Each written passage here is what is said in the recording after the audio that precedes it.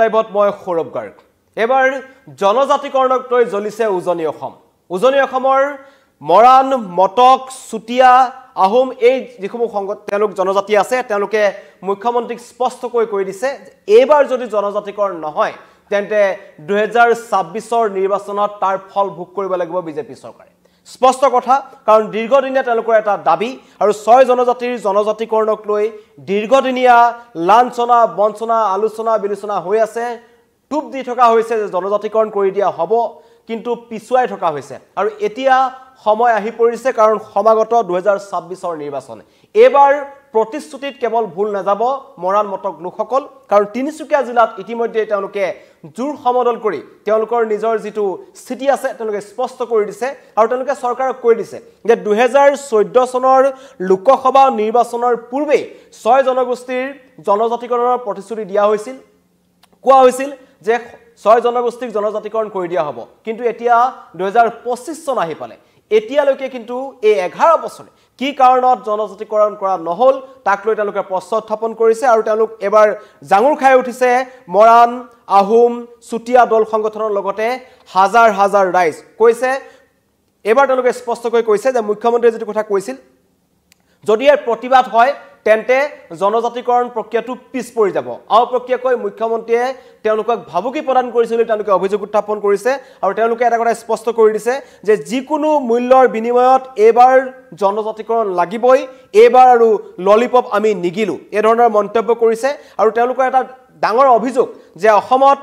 লুণ্ঠনৰ অংকত কেৱল বহিৰাগত মানুহৰ লুণ্ঠনৰ অংকত জনজাতিকৰণৰ বিষয়টো ৰাজনৈতিক পাকচক্ৰত সুমুৱাই থোৱা হৈছে আৰু এই বিজেপি চৰকাৰে কৰি আছে অসম আৰু অসমীয়াৰ ভৱিষ্যত সুৰক্ষিত কেনেকৈ হ'ব যেটো সময়ত এইখন চৰকাৰে কৈছিল যে খিলঞ্জিয়াৰ সুৰক্ষা আটাইতকৈ বেছি সুৰক্ষিত হ'ব লাগিব আটাইতকৈ আগত অসমীয়া লোকসকলে বা খিলঞ্জিয়া লোকসকলে স্থান পাব লাগিব অসম আৰু অসমীয়া পাব লাগিব কিন্তু জনজাতিকৰণ যদি নহয় তেন্তে কেনেকৈ অসমৰ অসমীয়া সুৰক্ষিত তাক লৈ তেওঁলোকে প্ৰশ্ন উত্থাপন কৰিছে বিশেষকৈ উজনি অসমখনত তেল চাহপাত ভূমিৰ অধিকাৰ থলগিৰিৰ মানুহৰ হাতত যাতে নাথাকে তাৰ কাৰণে জনজাতিকৰণৰ প্ৰক্ৰিয়াটো পিছপেলাই ৰাখিছে বুলি এই সকল লোকে অভিযোগ উত্থাপন কৰিছে প্ৰতিবাদকাৰীসকলৰ স্পষ্ট কথা যে এবাৰ আমি জনজাতিকৰণ নমে আৰু কোনো কাৰণত যদিহে কৰি নিদিয়ে তেন্তে 2026ত মুখ্যমন্ত্ৰী ডক্টৰ হিমন্ত বিশ্ব শৰ্মাক কৈছে যে আপোনাৰ গাদী উজনি অসমত কিন্তু আমাৰ পৰা লৰিব এই ধৰণৰ ভাবুকি আহিছে আৰু কৈছে মটক যুৱ ছাত্ৰ সন্মিলনৰ স্বৰূপ গুহাই মন্তব্য কৰিছে চৰকাৰক হকিয়াই দিছে যে আমি অকৰা মটক আৰু মৰাণ আমাক জনজাতিকৰণ লাগিবই মঙ্গল গ্ৰহৰ পৰা আনি দিয়ে অন্য গ্ৰহৰ পৰা আনি দিয়ে আমি নাজানো কিন্তু এবাৰ আমাক জনজাতিকৰণ লাগিব এবাৰ আমাক কেৱল প্ৰতিশ্ৰুতি দিলে নহব প্ৰতিশ্ৰুতি টুপ দিলে নহব যিদৰে নিৰ্বাচনৰ আগে আগে আহি আমাৰ ৰাজনৈতিক নেতাসকলে বৰ কথা কয় ৰাজনৈতিক নেতা পালেতাসকলে প্ৰতিশ্ৰুতি দিয়ে কিন্তু এবাৰ প্ৰতিশ্ৰুতিত নহব আগতে জনজাতিকৰণ কৰক তাৰ পাছত 2026ত আমি আপোনালোকক ভোট দিম নহলে ভোট নিদিও ভোট বৰ্জনৰ হুংকাৰ দিছে আৰু ইতিমধ্যে মুখ্যমন্ত্ৰী এটা মন্তব্য কৰিছিল মুখ্যমন্ত্ৰীৰ মন্তব্যৰ পিছতেই অধিক জাঙুৰ খাই উঠিছে মুখ্যমন্ত্ৰীয়ে কৈছিল যে জনজাতিকৰণ প্ৰক্ৰিয়াটো মই কৰি গৈ আছো কিন্তু প্ৰতিবাদ কৰিলে বা জোৰ সমদল যদি আপোনালোকে কৰে তেন্তে কৰবাত আকৌ গণ্ডগোল হ'ব মানে আৰু পিছ পৰি যাব এই ধৰণৰ মন্তব্য মুখ্যমন্ত্ৰীয়ে কৰিছিল যেটো তিনিচুকীয়া যেটো প্ৰতিবাদ হৈছিল 20000 মৰাণ জনগোষ্ঠীৰ লগ মৰাণ আৰু মটক জনগোষ্ঠীৰ লোক ওলাই আহিছিল তিনিচুকীয়াৰ ৰাজপথ তেওঁলোকে কপাই তুলিছিল আৰু তেওঁলোকে দেখুৱাই দিছিল তিনিচুকীয়া চহৰখনত খিলঞ্জিয়া লোকৰ অস্তিত্বৰ সংকটত আছে বুলি ইতিমধ্যে আমি কৈ আহিছো তিনিচুকীয়া জিলাখনত বহিৰাগতৰ দপদপনি চলিছে বাহিৰৰ পৰা অহা মানুহে তিনিচুকীয়াখনত সমগ্ৰ তিনিচুকীয়া জিলাখন চহৰখন গ্ৰাস কৰি লৈছে কিন্তু তাৰ মাজতে হাতে হাতে জোৰ সমদল লৈ মৰাণ মটক লোকসকলে দেখুৱাই দিলে যে নহয় ঐতিহাসিক বেংমৰাত মৰাণ আৰু মটক লোকসকলৰ আটাইতকৈ বেছি আধিপত্য আছে তেওঁলোকৰে হয় এই তিনিচুকীয়া জিলাখন তেওঁলোকে প্ৰতিবাদ কৰিছে আৰু প্ৰতিবাদৰ মাজতে প্ৰতিবাদৰ ভাষাৰে তেওঁলোকে বুজাই দিছে যে এবাৰ কিন্তু নিষ্ঠাৰ নাই এবাৰ তেওঁলোক ওলাই আহিছে কোনো দল সংগঠন বুলি কথা নাই দল সংগঠনে প্ৰতিবাদী কাৰ্যসূচীটো আহ্বান কৰিছে কিন্তু ৰাইজ নিজে ওলাই আহিছে স্বতঃস্ফূৰ্তভাৱে ওলাই আহিছে এনেকুৱা নহয় যে মৰাণ আৰু মটক জনগোষ্ঠীৰ দল সংগঠনসমূহে গৈ ঘৰে ঘৰে কোনবা মানুহক গাড়ী তুলি লৈ আনিছে তেনেকুৱা নহয় বাৰেকুৰি হুকানি এই যিমান অঞ্চল আছে তিনিচুকীয়া জিলাখনত কাকপথাৰ দিগবৈ এই অঞ্চলসমূহৰ লোকসকল স্বতঃস্ফূৰ্তভাৱে ওলাই আহিছে তেওঁলোকক এবাৰ জনজাতিকৰণ লাগিবই স্পষ্ট কথা আৰু তেওঁলোকে কৈছে যে মুখ্যমন্ত্ৰী ডাঙৰীয়া ব্লেকমেইলিং নকৰিব 6 জনগোষ্ঠী যদি জাঙুৰ খায় তেন্তে আপোনালোকৰ গাদীৰ কিন্তু ৰক্ষা নহব নিষ্ঠাৰ নাই এই মন্তব্য কৰিছে চুটিয়া ছাত্ৰ সন্থাৰ সভাপতি মহেন বৰাই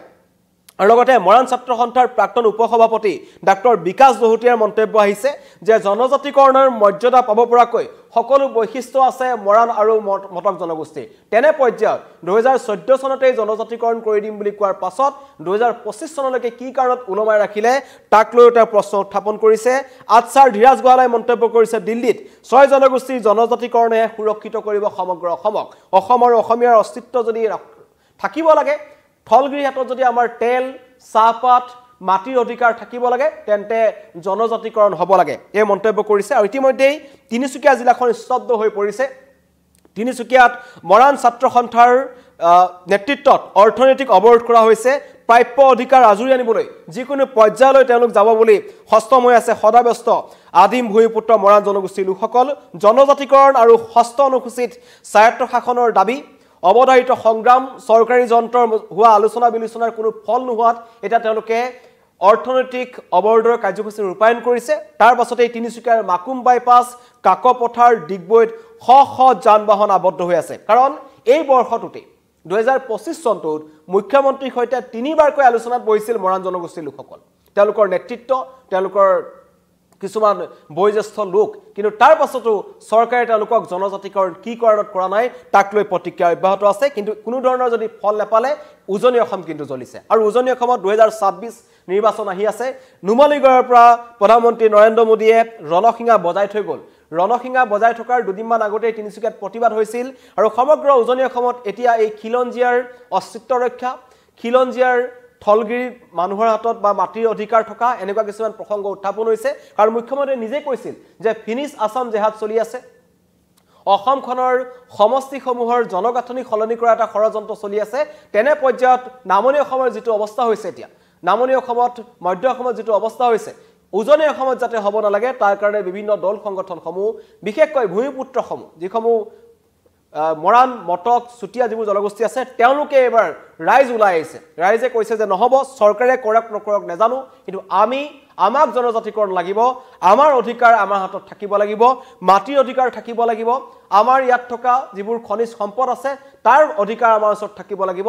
বহিৰাগতক ইয়াত বহিবলৈ দিয়া নহব তাৰ কাৰণে জনজাতিকৰণটো অত্যন্ত গুৰুত্বপূৰ্ণ কিন্তু সেইটোৱেই এখন বিজেপি চৰকাৰে কৰি দিয়া নাই 2014 চনৰ পৰা এতিয়ালৈকে উলমাই ৰাখিছে আৰু এতিয়া 2026 নিৰ্বাচনৰ আগে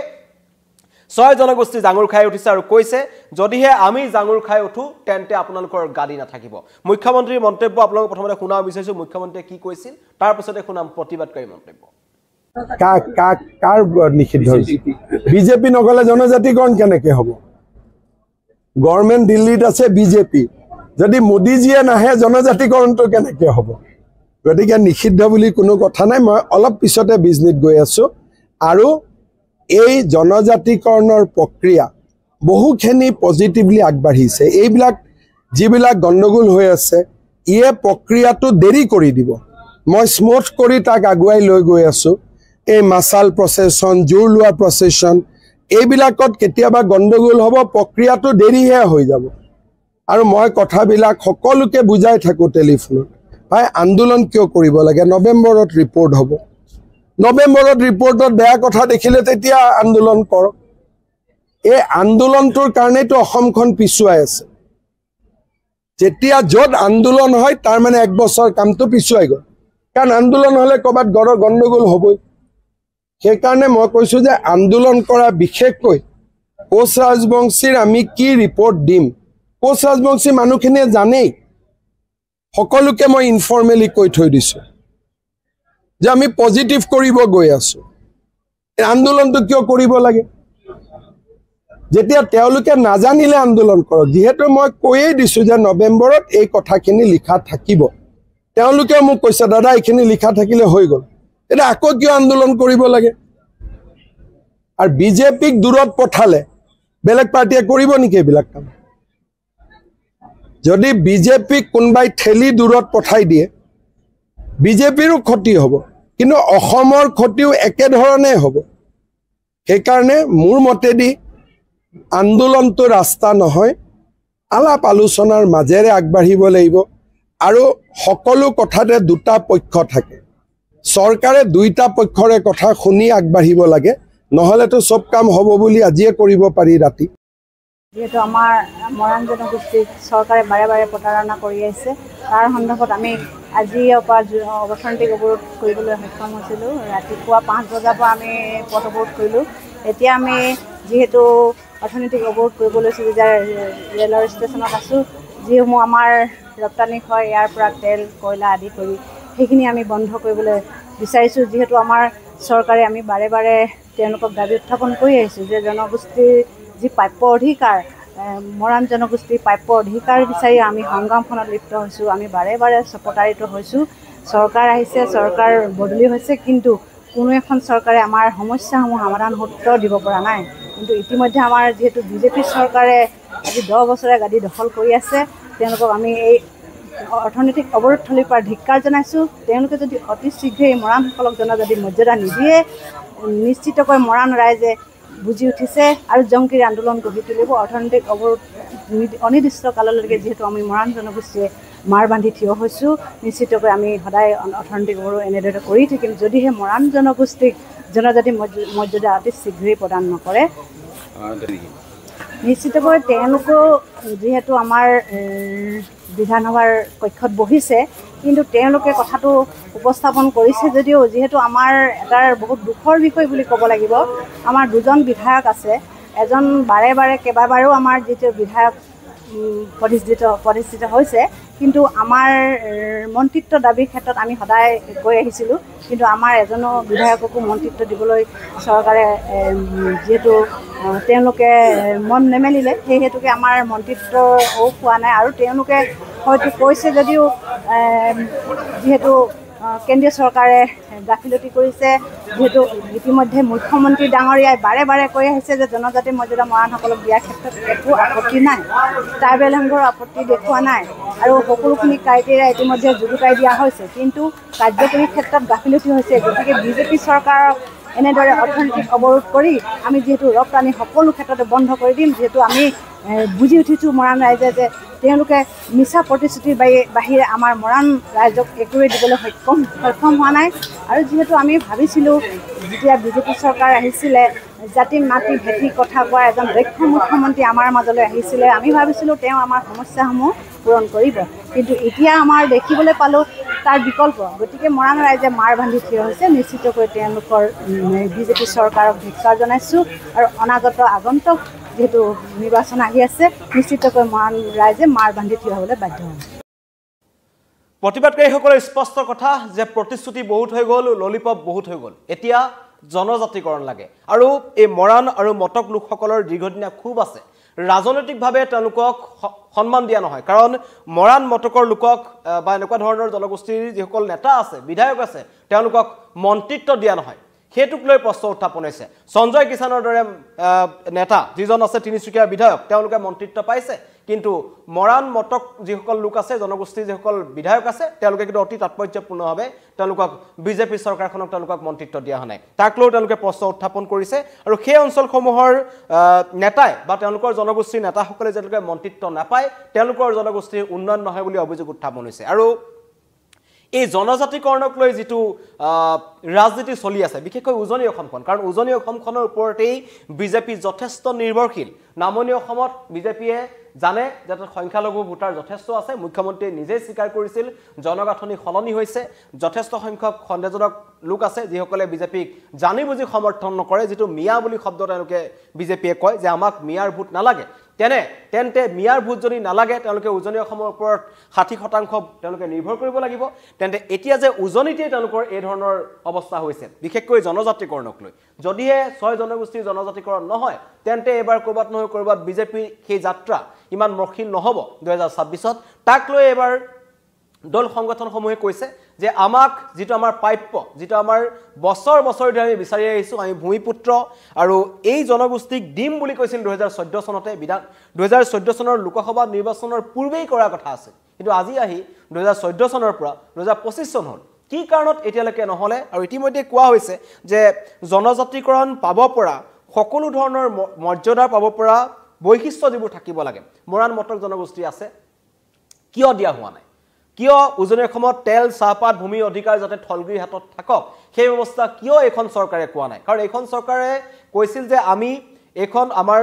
অসমৰ ৰাইজৰ বা থলুৱা ৰাইজৰ কাৰণে বা খিলঞ্জীয়াৰ কাৰণে এখন চৰকাৰ খিলঞ্জীয়াৰ চৰকাৰ বুলি কৈছিল সৰ্বানন্দ সোণোৱাল হওক মুখ্যমন্ত্ৰী হিমন্ত বিশ্ব শৰ্মা হওক সকলোৱে খিলঞ্জীয়াৰ কথাই কৈ থাকে কিন্তু তাৰ পাছতো অতি ৰহস্যজনকভাৱে এইখন চৰকাৰৰ দিনতেই 2014 চনৰ পৰা 2025 চলৈকে জনজাতিকৰণ নহল তাৰ কাৰণে এতিয়া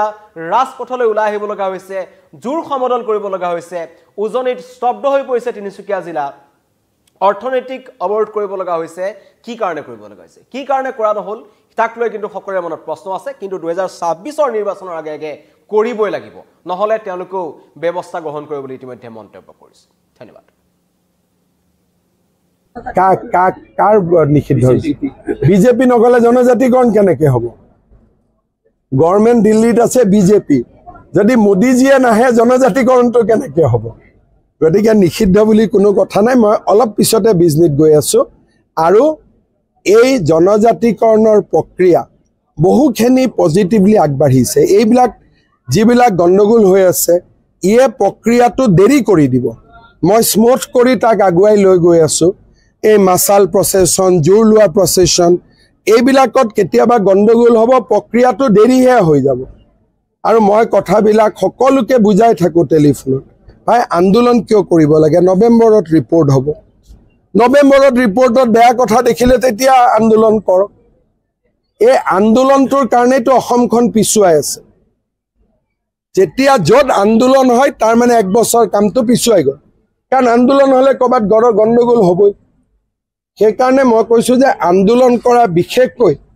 কোচ ৰাজবংশীৰ আমি কি ৰিপৰ্ট দিম কোচ ৰাজবংশী মানুহখিনিয়ে জানেই সকলোকে মই ইনফৰ্মেলি কৈ থৈ দিছোঁ যে আমি পজিটিভ কৰিব গৈ আছোঁ আন্দোলনটো কিয় কৰিব লাগে যেতিয়া তেওঁলোকে নাজানিলে আন্দোলন কৰক যিহেতু মই কৈয়ে দিছোঁ যে নৱেম্বৰত এই কথাখিনি লিখা থাকিব তেওঁলোকে মোক কৈছে দাদা এইখিনি লিখা থাকিলে হৈ গ'ল এতিয়া আকৌ কিয় আন্দোলন কৰিব লাগে আৰু বিজেপিক দূৰত পঠালে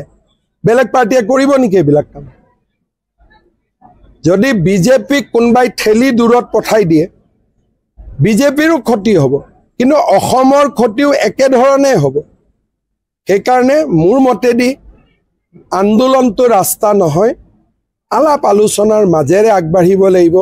আৰু সকলো কথাতে দুটা পক্ষ থাকে